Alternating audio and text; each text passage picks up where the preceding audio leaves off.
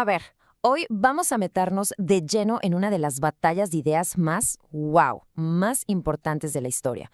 Una que, en serio, ayudó a construir el mundo como lo conocemos hoy. Y todo se resume en la historia de dos monjes y dos ideas. Pero qué ideas tan poderosas que, créanme, hasta el día de hoy siguen definiendo cómo pensamos. Y todo arranca con esta pregunta.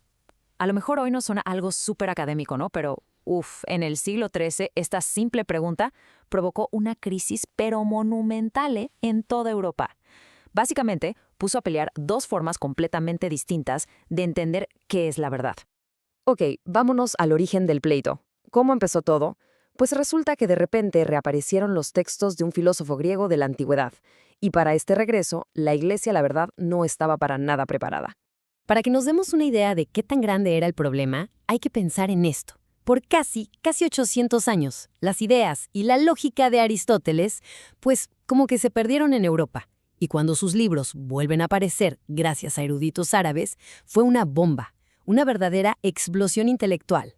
¿Por qué? Porque su lógica era súper rigurosa, muy científica, pero había un pequeño gran detalle. No mencionaba al Dios cristiano por ningún lado. Y eso, claro, era un reto directo a la fe. Y justo ahí, en medio de todo este caos, de esta crisis, aparece nuestro primer personaje. Un tipo que se echó al hombro una misión que parecía de verdad imposible. Tratar de juntar, de reconciliar estos dos mundos que se veían como agua y aceite. Se llamaba Tomás de Aquino. Y fíjense, le decían el buey mudo, así como lo oyen, por grandote y callado. Pero cuidado, porque este monje silencioso estaba construyendo en su cabeza una de las cosas más impresionantes de la historia del pensamiento. Su obra, la Suma Teológica, imagínensela como una catedral, pero hecha de palabras, de argumentos, diseñada para que la fe y la razón pudieran vivir juntas, ¿saben? Bajo el mismo techo, sin pelearse. La idea de Aquino, en el fondo, era súper revolucionaria para su tiempo. Él decía, a ver, no necesitas empezar creyendo en Dios para saber que existe. No, él aseguraba que con solo abrir los ojos, observar el mundo y usar la cabeza, o sea, la lógica, podías llegar a esa misma conclusión. A ver, vamos a ver una de sus pruebas más famosas, para que quede claro. Se llama el argumento de la causa eficiente. Imagínense una fila de dominos, ¿va? Paso 1. Vemos que una ficha se cae, eso es el efecto, porque la de atrás la empujó. Esa es la causa. Sencillo, ¿no? Paso 2. Por pura lógica, una ficha no se puede caer solita, no se puede empujar a sí misma. Necesita que algo antes la mueva. Ahora, paso 3, y aquí viene lo bueno. ¿Esa fila de dominos podría seguir y seguir hacia atrás para siempre, infinitamente? Aquí no dice no, imposible, porque si la cadena fuera infinita, pues el movimiento nunca habría empezado. Ninguna ficha se estaría cayendo ahorita. Y ¡pum! Ahí está la conclusión. Si la cadena de causas no puede ser infinita, entonces tuvo que haber una primera causa. Algo o alguien que empezó todo, pero que a su vez no fue causado por nada. La primera ficha de dominó que nadie empujó, la que inició todo el movimiento. Y aquí no termina con una frase de una simpleza brutal. A esa primera causa, todo el mundo la llama Dios. Y así, la lógica y la fe por fin se daban la mano. Y bueno, con este sistema tan elegante, tan completo, pues parecía que el gran pleito intelectual de la Edad Media por fin se había acabado. Por un ratito, la fe y la razón fueron las mejores amigas, caminando de la mano, en total armonía. Pero ya saben cómo son estas cosas. La paz no iba a durar mucho. Casi 100 años después, apareció otro monje. Este venía de Inglaterra y traía consigo una idea. Una idea tan simple pero tan afilada que estaba a punto de cortar para siempre ese lazo que tanto trabajo había costado unir. Se llamaba Guillermo de Ockham, y su arma, por así decirlo, era la famosísima navaja de Ockham. El principio es una maravilla de simpleza. No hay que multiplicar los entes sin necesidad. ¿Qué quiere decir eso en español? Pues muy fácil. Si tienes dos explicaciones para algo, la más sencilla, la que necesita menos peros y menos suposiciones raras, esa es casi seguro la correcta. Y Ockham usó esta navaja para hacer algo, súper radical. Su argumento fue como un misil directo al sistema de Aquino. Lo que dijo, básicamente, fue: oigan, ¿cómo se atreven a querer entender a un Dios todopoderoso con nuestras pobres reglas de lógica humana? Eso es soberbia.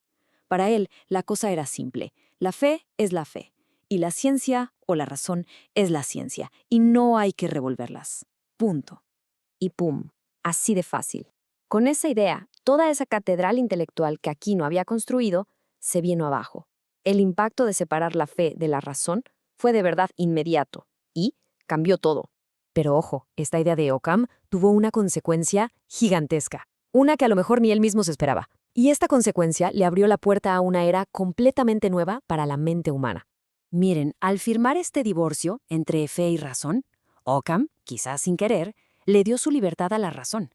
De un día para otro, la lógica ya no tenía por qué trabajar para la teología. Ahora era libre.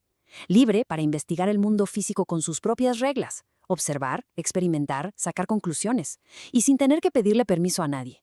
Y esto fue lo que abrió la puerta de par en par al Renacimiento y después a la ciencia moderna como la conocemos. Bueno, ya vimos la historia. Ahora, aterricemos esto. Vamos a ver cómo esta herramienta, que tiene casi 700 años, sigue siendo súper útil, pero en nuestro día a día, hoy. A ver, un ejemplo de lo más simple. Imaginen que alguien llega a su casa, le pica el apagador y nada. El foco no prende. ¿Por qué? ¿Qué pasó? Ok, podríamos tener dos teorías. Teoría A, hay unos duendes invisibles que comen electricidad y se metieron a los cables. Teoría B, o se fundió el foco o se botó la pastilla del centro de carga.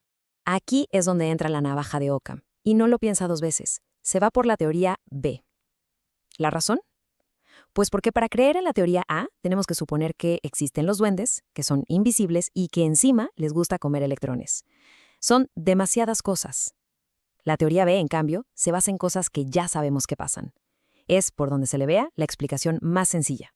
Y ojo, que este es el punto más importante de todos. La navaja no dice que la teoría A sea imposible. A lo mejor sí existen los duendes con electricidad. ¿Quién sabe? Lo que la navaja dice es que es irracional creer en algo tan complicado si no tenemos pruebas igual de espectaculares. Es una herramienta que nos ayuda a encontrar la explicación más probable, no la única que podría existir. Y todo esto nos deja con una última reflexión. Muchas veces la explicación más simple, la más lógica, no es la más cómoda, no es la que nos gusta escuchar.